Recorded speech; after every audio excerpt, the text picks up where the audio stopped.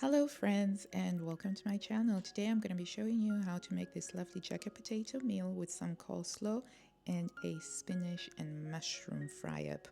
So the first thing is to prepare the jacket potatoes, which I think are a wonderful versatile meal that is great for any menu plan. We have jacket potatoes every Friday and it's fun to come up with different sorts of fillings to go with them. I make sure that I always stab my potatoes before I put them into the oven. I have forgotten before and explosions have happened. So that's always my first step to get them into the oven. And then whilst they're cooking, I'll get the toppings ready and prepared.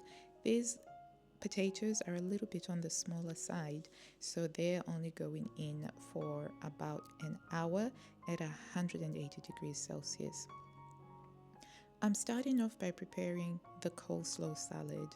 I have some leftover celery sticks from making a chili about 2 weeks ago, so I'm chopping off the edges so that I can keep the reusable bits. I have a red cabbage, lovelies, that has been resident in my fridge now for nearly a month, so it's not quite at its freshest or its crunchiest, but it is still usable in a coleslaw. And I'm just preparing that by removing the weathered outer leaves and then cutting it into chunks that will make it easier to go into the food processor. And I also found a bit of a red onion, which is always lovely to add. And I had some leftover carrot batons from making a bolognese sauce a couple of weeks back. The coleslaw stuff is ready. For the spinach and mushroom fry up, I am using some frozen spinach. I prefer to buy my spinach as frozen spinach. It just keeps longer and it means that it's ready to use whenever I need to use it. And it's just a case of letting it defrost. I also have some mushrooms left over from when I made a risotto. And so they are getting used up as well. Those were actually nice and white when I bought them, but they've gone brown because I just haven't been keeping them properly. The next thing to prepare is the garlic, which, as you can tell, is beginning to sprout a little bit. And I think that that's the beauty of a jacket potato meal, is that you can use up all the bits and bobs that are starting to go beyond their use by date. And since the garlic is beginning to sprout, it doesn't have as strong a flavor. That's why I'm using so many cloves of it. And fun fact, when I was actually making this, my garlic press broke on me. And it's the second garlic press that I've bought in the last 10 years or so. So it didn't do too bad. It's averaged about 5 years. So I'll be needing a new one. So that's all my stuff gathered together, and so I go over to my counter where I use my food processor to just grate everything to do with the coleslaw, and so I just pass it through and I will move it into a big bowl where I will then make the dressing.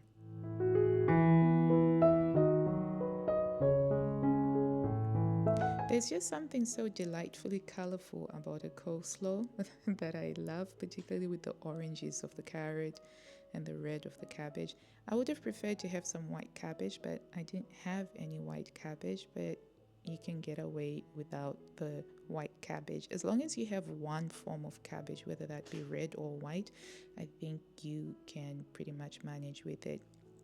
I've tasted some variations of coleslaw where some people will add grated cheese to it, or some people will add grated boiled eggs to it, and that's been quite an interesting one, but I think I'll save that for another time. And as I said, one of the things I really do love is all the beautiful colors that you get when you make a coleslaw. It's like a lovely artistic palette.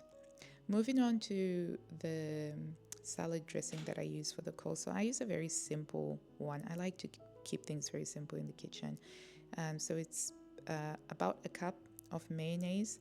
I like to have a bit of acidity just to cut through the fattiness of the mayonnaise. So I'll use about a tablespoon of lemon juice, and then I'll put in a couple of pinches of salt just for a bit more flavoring. And I did this because I didn't have my preferred whole grain mustard. And then I'll also add about a teaspoon of honey. Sometimes I'll go with 2 depending on my feeling. And usually to this I would add a couple of tablespoons of whole grain mustard, but I'd run out of whole grain mustard, so I just used some of the yellow mustard, which we call English mustard here in England. And I just mixed that up and I will add it to the coleslaw. In summer, I prefer to use creme fraiche, to use half a cup of creme fraiche and half a cup of mayonnaise, because it makes the dressing just a little bit lighter. But there's something about chilly weather, of which, though technically speaking, we are headed for spring now. It is still a little bit on the nippy side here in England. So that's my recipe for the salad dressing, which I then just add to the coleslaw. The honey really does give it a lovely, delicate underlying taste of sweetness, which works really well with the carrots. So I do think that it is a lovely addition to put in. If you haven't tried honey in your dressing, go ahead and try it. It's really yum. The beauty of the coleslaw as well is it stores really well in the fridge, and I can use it for most other things. I can use it on sandwiches, I can use it with a quiche, I can use it for lunch if I'm in a rush, and it goes quite well with chicken nuggets or with fish fingers. So I always make quite a big batch of it so that some of it can be eaten for the meal, and then I will store it in the fridge for use throughout the rest of the week. Now moving on to the spinach and mushroom fry up.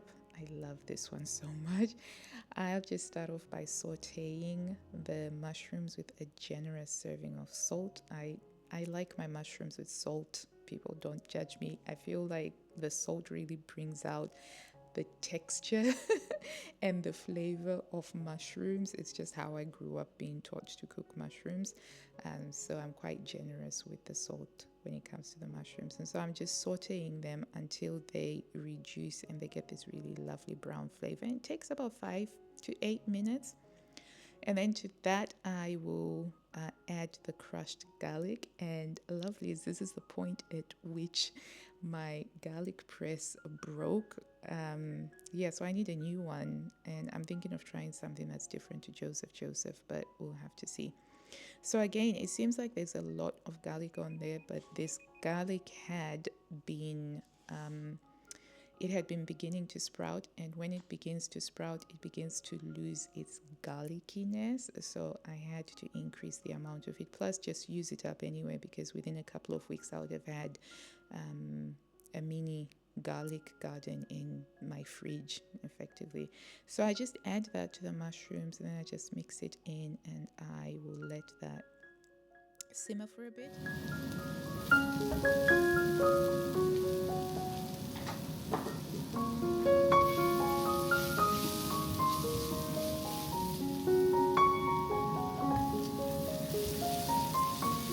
The spinach hadn't quite defrosted as much as I wanted to, and I didn't want to pop it in the microwave. I was just feeling really lazy when I made this meal. So I just plonked it straight onto the skillet and I let it defrost, because it doesn't take that long to actually defrost. And that's it. It's so simple and it's so straightforward, but it tastes so good with the garlic and the salt and the mushrooms and the spinach. And this, it can go really well with pasta as well. You can use it in sandwiches as well. And so it's become something of a favorite for me and my husband. My kids won't touch it because it's got spinach and mushrooms. They're two sworn enemies. So another variation I like to do with this particular one is to add some ricotta cheese to it. And if you add some ricotta cheese to it, you can also use this to make a vegetarian lasagna with the spinach, ricotta, and mushroom in the layers, and a bit of white sauce. And it is delicious. So that's the second part of our jacket potato meal ready to go. And everybody is always excited on a Friday night for jacket potatoes because you never know what feelings you're going to get. We also had some baked beans to go with it, as well as the standard cheese and butter. And I'm just going to show you how I love to make up my jacket potato plate. So I start off with my jacket potato, which is nicely browned after an hour in the oven. And I'll cut it up in half, and then I will add some butter, and then I will have my spinach and mushroom. And oh gosh, this tasted so good. It was such a great meal. I actually didn't end up having any leftovers for the weekend of the spinach and mushroom. And then I like to add my coleslaw over on the side there, and I love a dollop of cottage cheese. Cottage cheese and baked potatoes is a match made in heaven. And so that's it, lovelies. Thank you so much for coming to hang with us. And until I see you next time, I wish you blue skies, health, and happiness. Bye.